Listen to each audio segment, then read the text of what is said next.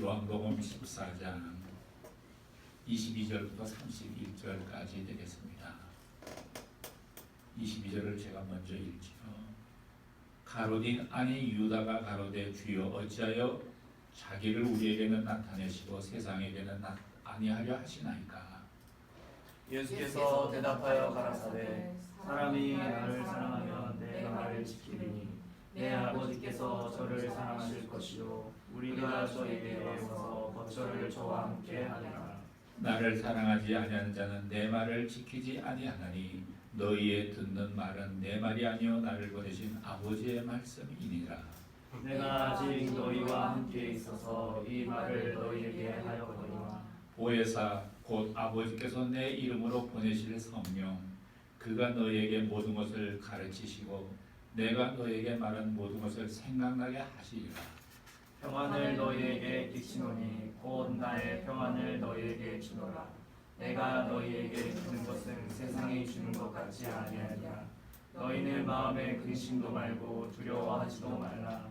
내가 갔다가 너희에게로 온다 하는 말을 너희가 들었나니 나를 사랑하였다면 나의 아버지께로 감을 기뻐하였으리라. 아버지는 나보다 크심이니라.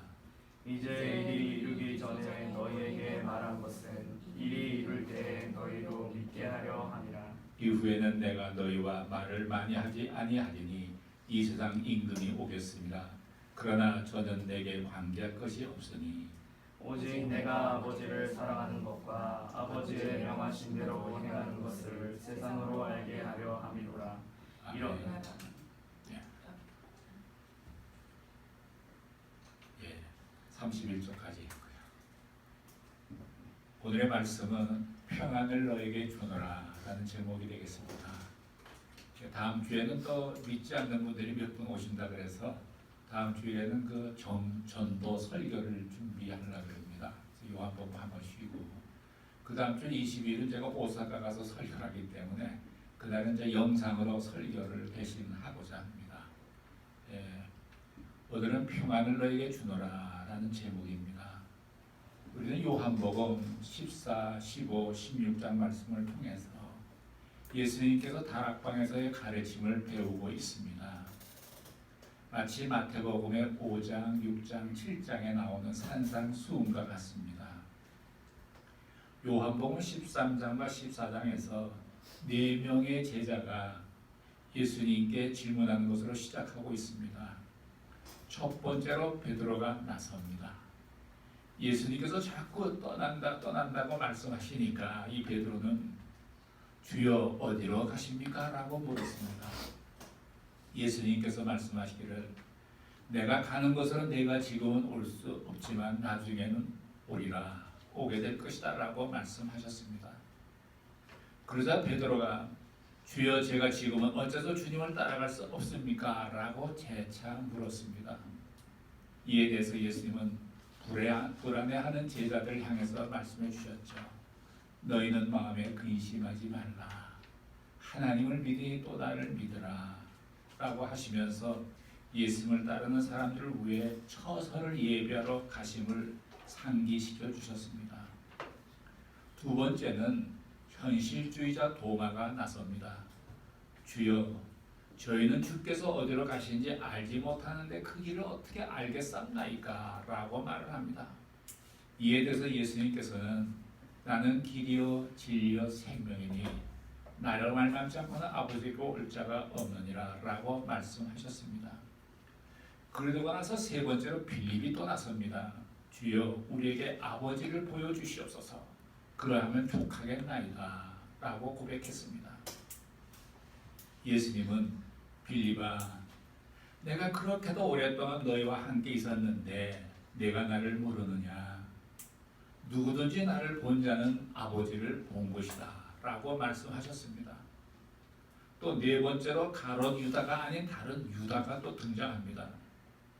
그는 주여 주께서 우리에게 자신을 나타내시고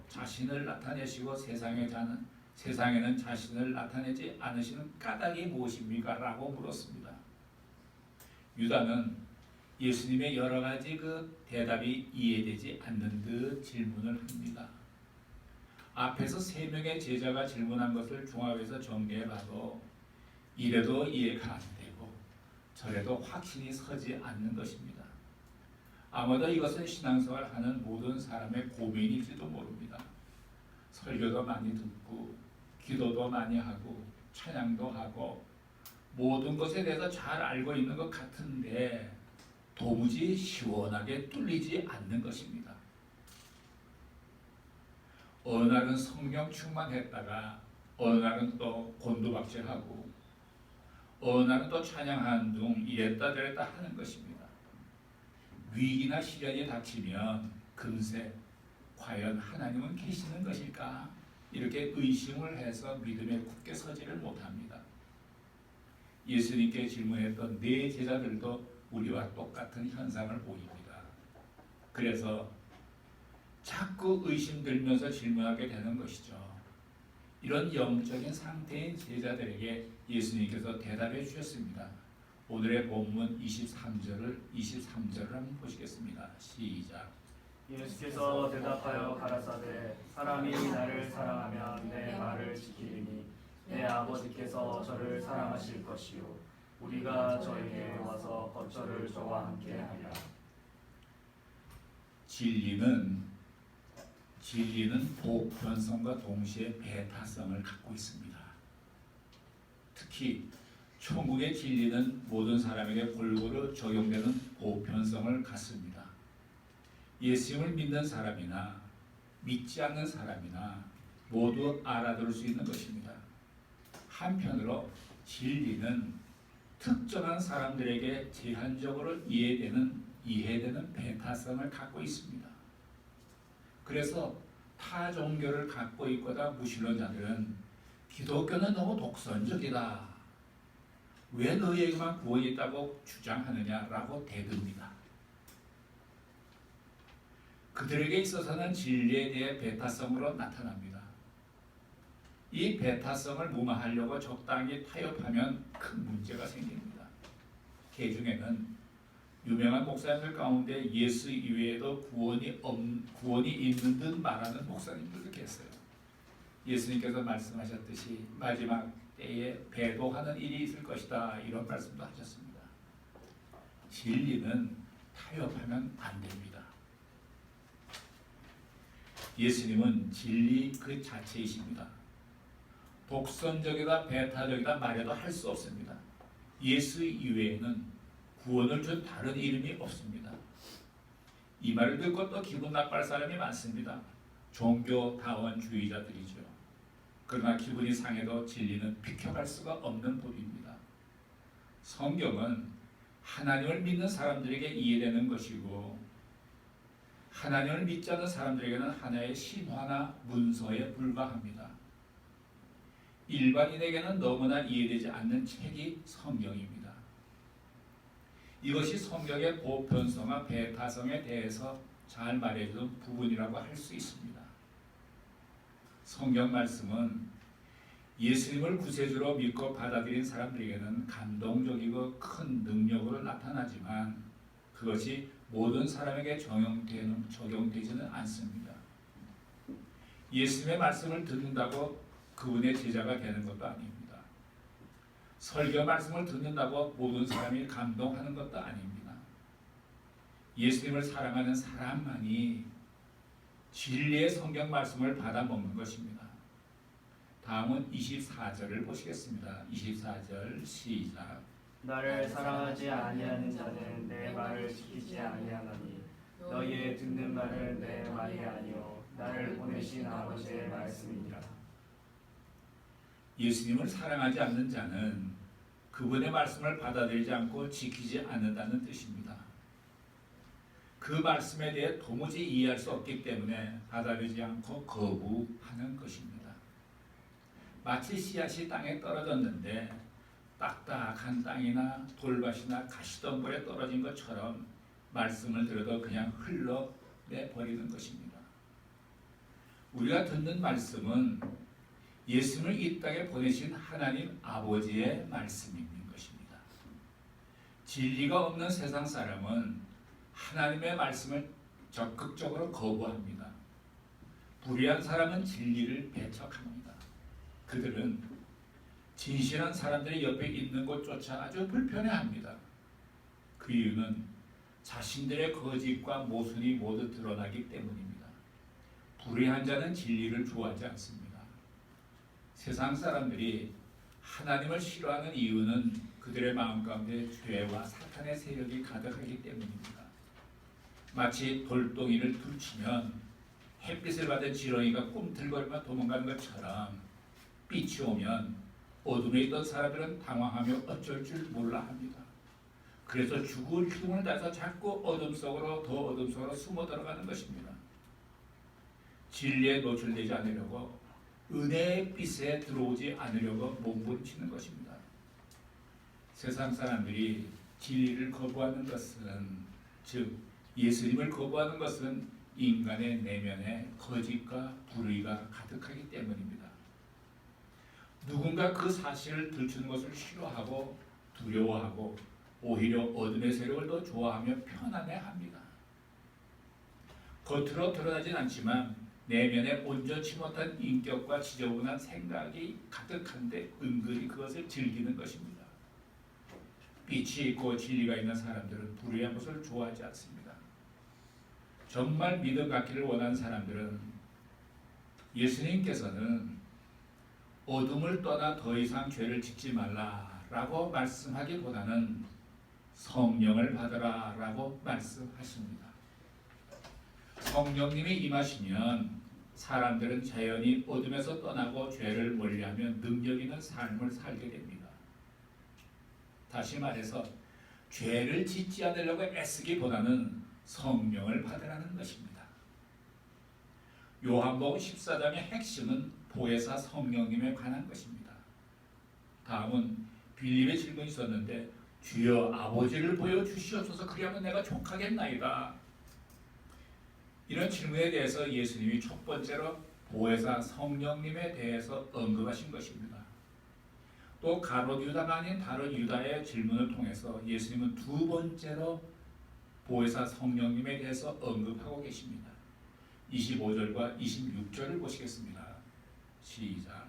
내가 아직 너희와 함께 있어서 이 말을 너희에게 하였거니와 보혜사 곧 아버지께서 내 이름으로 보내실 성령 그가 너희에게 모든 것을 가르치시고 내가 너희에게 말한 모든 것을 생각나게 하시리라.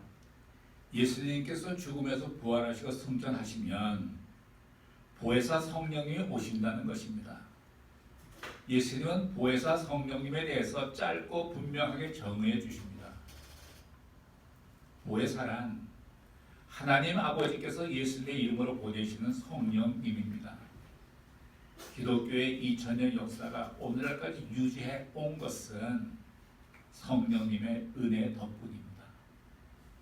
지난번에도 말씀드렸지만 만약에 성령님이 오시지 않았다면 우리 기독교는 갈릴리 종교로 끝날 가능성이 있습니다. 보혜사 성령님이 진리를 지키시고 사람들을 변화시키시고 교회를 세우게 하신 것입니다. 세상의 수많은 학문적 이론과 과학과 철학과 사상이 지난 2000년 동안 기독교를 공격해왔고 지금도 공격하고 있지만 오늘날까지 예수님의 역사의 중심에 있는 것은 보혜사 성령님의 역사와 인도하심 때문입니다. 그러나 더욱 놀라운 사실은 수많은 그리스도인과 교회들이 성령님을 부인하는 것은 아니지만 조금 소홀히 하고 생각한다는 것이죠. 무심하고 있다는 것이죠. 무관심합니다. 자신들의 방식대로 성령님의 능력을 제한해 버리는 것입니다. 성경에 기록된 대로 우리는 성령님을 믿고 체험하며 선포해야 합니다. 성령님은 지극히 선한 인격체입니다. 악령은 악한 인격체입니다. 우리는 그냥 인격체예요. 따라서 우리가 성령을 따라가게 되면 우리의 인격이 선한 인격이 될 것이고 그리고 또 우리가 악령을 따라가면 아주 악한 방향으로 흘러가서 온갖 범죄를 저지르게 됩니다. 성령께서 내 안에 계셔서 나를 다스려 주셔야 합니다. 오래전에 제가 회사에서 근무하고 일할 때 이런 일이 있었어요. 그 한 여직원이 아주 태만하는 거예요. 뭐 일을 부탁했는데 이게 오늘도 안 되고 내일도 안 되는 거예요. 그 조금 화가 나죠. 그래서 보면 또 그 자리에 잘 없어. 나가서 옆에 사무실에 딴 자매하고 이렇게 수다 떠는 일을 잘해요. 그래서 제가 조금 혈압이 오르지 않습니까? 그래서 한번 불러갖고 화를 좀 냈습니다. 사람이 화를 내면 마음이 좀 불편해지죠. 집에 와서 아내와 함께 저녁을 먹으면서 오늘에 있었던 일을 제가 얘기했어요. 오늘 내가 이렇게 화를 냈어. 제 아내가 또 그러더라고요. 그거는 화낸 게 아니고 야단친 거려나? 아, 그런가? 근데 그 이튿날 새벽에 이제 늘 습관대로 기도를 하는데 그게 자꾸 마음에 걸리는 거예요. 기도하면 또 이런 생각이 솔솔 떠올라요. 그 자리에는 좀 맛있는 거 먹어볼 도 별로 없을 텐데 내가 오늘 출근길에 맛있는 도시락을 좀 사다가 줘야 되겠다. 이런 생각이 또 떠오르더라고요. 아, 내가 잘못한 것도 없는데 왜 이런 생각이 떠오르지? 이게 아마 한 40년 전쯤의 일인데 그 당시에 이 서울 중구 북창동이라는 데 남강이라는 화시집이 있었어요. 그때 뭐 일본 관광객이 많이 있는 게 아니고 비즈니스 때문에 일본 사람들이 많이 방문을 할 때인데 일본 사람들이 아침부터 식사를 하니까 그 아침부터 영업을 했어요. 그 집이. 그래서 아침에 출근할 때 그 가게를 가서 제일 비싼 도시락 2개 딱 주문했어요. 지금 내가 기억해요. 그때 제일 비싼 게 7,000원이었어요. 이게 40년 전의 물가거든요. 그래서 제가 도시락 2개를 딱 주문해서 제일 비싼 걸로 회사를 갔습니다. 내가 어제 좀 화를 냈는데 오늘 점심 때는 그 자매하고 좀 화해를 할 겸 같이 식사를 해야 되겠다. 이런 생각을 하고 이제 가서 12시가 됐어요. 그래서 제가 이제 근데 또 쑥스럽더라고요. 그 여직원하고 같이 뭐 밥을 먹는다는 게 좀 쑥스럽더라고요. 그 자매도 쑥스럽지 않겠어요? 그래서 그걸 좀 포기하고 도시락 1개만을 들고 제가 그 자매한테 가서 내가 오늘 맛있는 걸 사왔으니까 이걸 먹으라고. 이 자매가 눈이 엄청 커지더라고요. 날 쳐다보는데 잘못은 자기가 했는데 윗사람이 자기 대접해 주는 거 아니겠습니까? 그랬어요. 그래서 이제 난 내 자리로 이제 가는데 그 몸을 비틀어서 내 자리로 가려는 순간 내 입술로 무슨 얘기를 하더라고요. 전혀 내가 사고에 거치지 않고 의도하지 않은 말이 입만 움직이면서 말이 나오더라고요. 바로 제가 이런 말 하더라고요. 어제 나를 용서해라. 이런 말 해. 내가 왜 그런 말 해? 그런 의도가 전혀 없는데 입만 그런 얘기가 나온 거예요. 이거 완전히 방언이야. 방언인데 한국말 방언이었어요. 알아듣게끔. 그럼 내 자리에 가서 내가 앉아서 야, 내가 왜 그런 말 했지? 참 그렇구나. 내 안에 계신 성령님께서 강권적으로 그렇게 역사하셨구나. 아침에 도시락 사는 일부터 날 용서해라 이런 말까지 성령님이 날 다 시켰구나. 그래서 저는 그걸 한국말 방언이라고 생각해요. 여러분 방언하려면요 알아들을 수 있는 한국말로 방언하세요. 그 후 그 자매가 얼마나 열심히 일하는지 말입니다. 완전히 사람이 바뀌었어요. 그냥. 제가 그만해 이렇게 말려야 될 정도로 열심히 일하더라고요. 그래서 제가 생각했어요. 아, 성령님이 개입하시면 결과가 이렇게 되는구나. 놀라운 일이 생긴 거예요. 이것이 일상생활을 통한 성령님의 간섭하심입니다. 얼마나 좋습니까? 얼마나 좋습니까?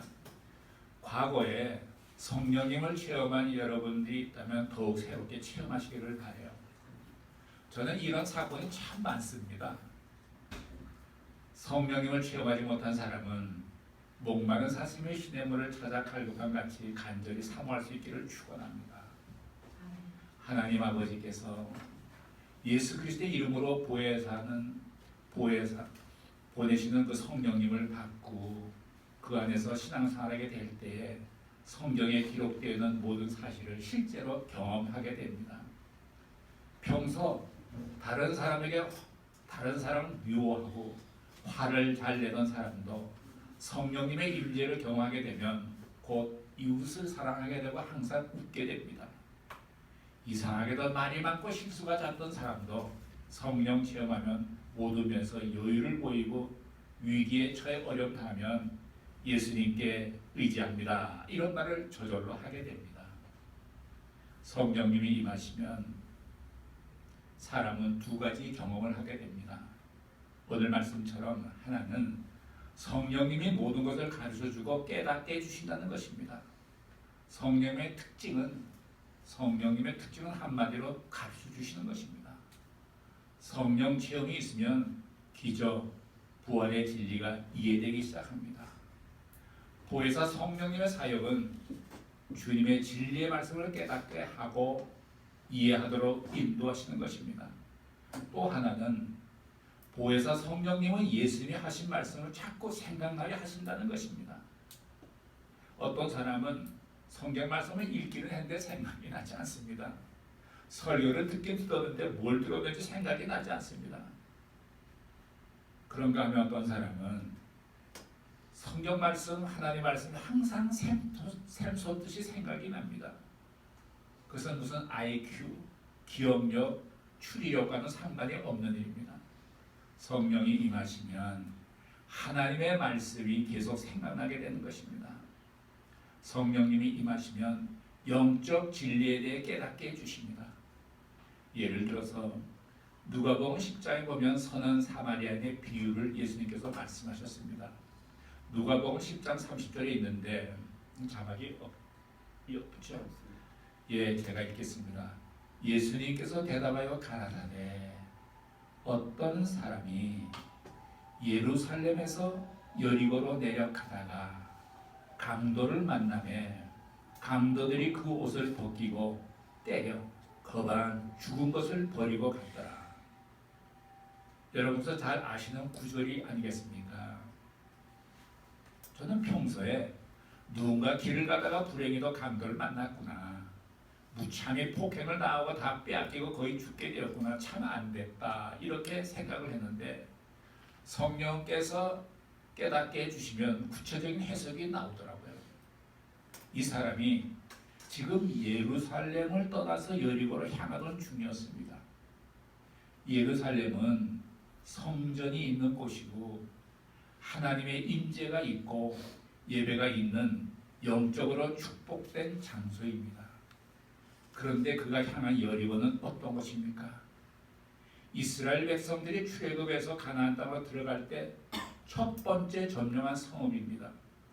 여리고 성을 무너뜨리되 여호수아가 맹세하여 말하기를 이 여리고 성을 누구든지 일어나서 건축하는 자는 여호와 앞에서 저주를 받을 것이라 라고 선포했습니다. 저주받은 것입니다. 즉 이 사람은 예배를 드리는 복된 장소를 떠나서 저주받은 곳으로 간 것입니다. 우리가 하나님을 예배하고 신앙생활 잘 하다가 그것을 떠나서 세상 속으로 들어가면 강도를 만난다는 것이죠. 여기서 강도란 것은 악한 영, 어둠의 영을 가리키지 않겠습니까? 그들의 공격은 무차별로 받게 된다는 것입니다. 이렇게 성령이 깨닫게 해주시면 성령이 너무 재미있어요. 성경이 너무 재미있어요. 축복의 말씀이라는 것도 알게 됩니다. 그래서 여러분께서 반드시 성령을 받으셔야 합니다. 그 사마리아인이 강도받는 자를 주막으로 데려가 치유합니다. 그 주막이 바로 교회가 아니겠어요? 영혼이 강도받은 자들을 치유하고 회복시키는 것이 교회이어야지요. 아마 이 선한 사마리아인은 예수님을 상징하는 것 같아요. 근데 이분이 선한 사마리아인이 뭐 이렇게 좀 경비가 모자라면 내가 돌아올 때 다 정산을 하겠다 이렇게 말하면서 갔어요. 그러니까 꼭 돌아오겠죠. 그러니까 이걸 볼 때는 이 선한 사마리아인이 예수님이라고 생각할 때는 예수님의 재림을 말씀하시나 보다 이런 생각이 또 드는 거예요. 또 사도 바울은 유라굴라 광풍을 만나 죽게 되었을 때에 예수님 말씀을 생각했습니다. 광풍으로 인한 배가 파선당할 위기에 처해도 하나님의 음성을 들으면 살게 됩니다. 사업하다가 부도가 나서 가정과 회사가 엉망이 되고 이리저리 쫓겨다녀도 하나님의 말씀을 계속 기억한다면 살게 됩니다. 전쟁 중이나 고난 중에도 하나님의 말씀을 생각하면 곧 평안을 얻을 수 있습니다. 성령님이 임하시면 이해되지 않던 말씀이 이해가 되고 진리의 말씀이 자꾸 생각나게 되지만 무엇보다 중요한 것이 다음 말씀에 기록되어 있습니다. 27절을 보시겠습니다. 27절 시작. 평안을 너희에게 끼치노니 곧 나의 평안을 너희에게 주노라. 내가 너희에게 주는 것은 세상이 주는 것 같지 아니하리라. 너희는 마음에 근심도 말고 두려워하지도 말라. 이 말씀이 성령님의 임하심에 대한 결론이기도 합니다. 성령님이 임하면 우리에게 모든 것을 가르쳐 주시고 순간마다 예수님이 하신 말씀을 생각나게 하십니다. 그리고 우리에게 평안을 주십니다. 평안을 주십니다. 두렵고 흔들리던 마음이 이상하리만큼 위에서 내려오는 평안이 머리에서부터 발끝까지 지배하는 것입니다. 예수님이 우리에게 끼치시는 그 평안은 세상이 주는 것과 다른 것이라고 말씀하셨습니다. 예수님께서 제자들과 함께 배를 타고 가시다가 광풍이 일어났습니다. 배가 당장 뒤집힐 것 같습니다. 제자들은 잠자고 계시는 예수님을 깨우면서 주여 우리가 지금 죽게 되었나이다. 일어나시옵소서. 이때 예수님께서 일어나서 광풍을 꾸짖어 잠잠케 했습니다. 자연도 예수님께 순종했습니다. 방금 전까지만 해도 죽음의 공포 속에서 어쩔 줄 몰라 했던 그 제자들이 예수님 말씀하심으로 말미암아 잔잔한 바다가 되었을 때 느껴지는 그 평안, 그런 평안을 주님이 우리에게 주신다는 것입니다. 그리고 한편 예수님께서는 평안 그 자체이십니다. 광풍이 불고 바다 그 배가 그렇게도 움직이는데 거기서 깊이 잠드신 예수님의 그 평안, 그 평안이 여러분 부럽지 않습니까? 주님은 그런 평안을 우리에게 줄 수 있습니다. 주님께서 나의 평안을 너에게 주노라 라고 하셨습니다. 이 평안은 순간적인 평안이 아니라 영원한 평안이고 잠시 있다 사라지는 것이 아닙니다. 그리고 영적인 평안이요 내면적인 평안입니다. 완전한 평안입니다. 주님이 주시는 평안에 반해서 세상이 주는 평안은 짧고 순간적입니다. 물질적이고 또 육적인 것입니다. 외면적인 것입니다. 불완전한 것입니다. 우리는 예수님의 평안을 경험하고 소유해야 합니다. 인생의 위기가 닥쳐도 주님의 평안을 유지하고 있어야 합니다. 우리가 마음이 평안할 때 지혜도 떠오릅니다. 어떤 문제가 있는데 해결할 때 내 마음이 평안치 않다면 모두 결정하면 안 됩니다. 평안이 있을 때 떠오르는 지혜에 의해서 문제를 해결해 나가야 됩니다.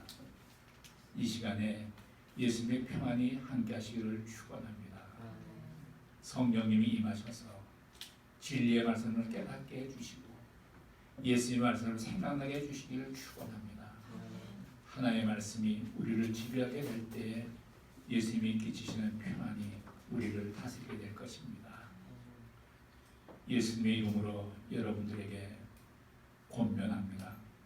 예수님의 이름으로 명합니다. 여러분 모두 평안할지어다. 평안하십시오. 평안할지어다. 기도하시겠습니다. 사랑하시는 하나님 아버지, 우리에게 예수의 이름으로 성령을 보내주셔서 감사합니다. 우리 모두에게 성령이 임하여 주시고 우리 모두가 성령을 깊이 체험할 수 있게 하여 주시옵소서. 하늘로부터 오는 평안이 뼛속 깊숙이 스며들게 하여 주옵소서. 예수님의 이름으로 기도드립니다. 아멘.